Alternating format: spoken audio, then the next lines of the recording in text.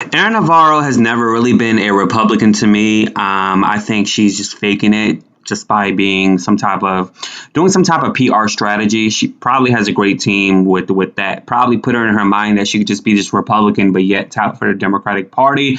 Since because there needs to be a Republican that Democrats would want to love, and so she's doing a good job at faking the funk.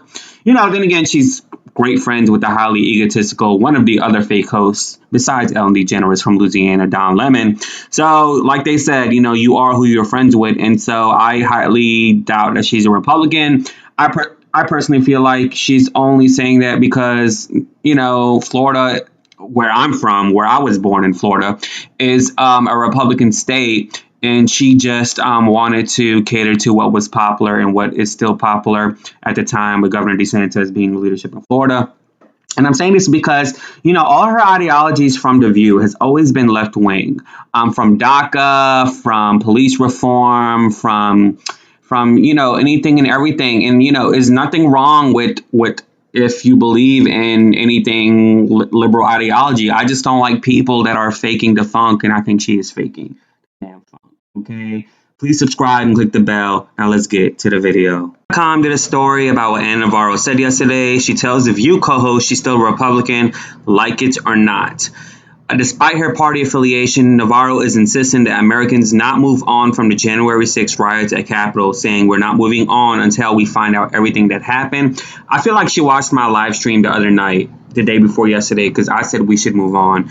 I don't find her to be an actual Republican. I think she's just a Republican because it's popular in Florida. As a Floridian, I know Florida is pretty much majority is Republican, if not independent at the moment. But though she's a staunch critic of former President Trump, frequent View guest host Anna Navarro says she has no plans to abandon the Republican Party. Navarro made the comments at the panel Tuesday discussing Trump's lack of concern for former Vice President Mike Pence's safety during the January 6th riots. There's an audio of an interview that came out with Jonathan Karl for his book, Betrayal, the final act of the Trump show. Trump can be heard saying, I thought he was well protected, and I heard that he was in good shape. The hypocrisy that Jonathan Karl would do this for money, but yeah, okay. When asked about the chants from some rioters of hang Mike Pence, Trump responded, well, the people were very angry. It's common sense. It's common sense that you're supposed to protect.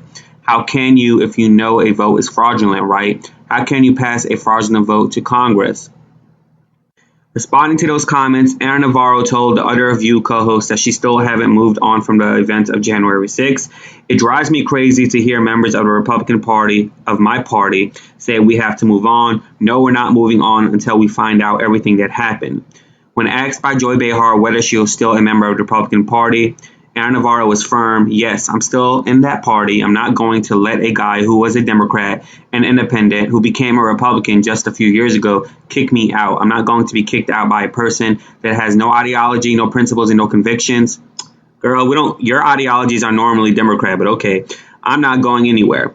Navarro continued, I like the idea that I can be inside the tent and calling out the people who are unprincipled and who have sold out their values.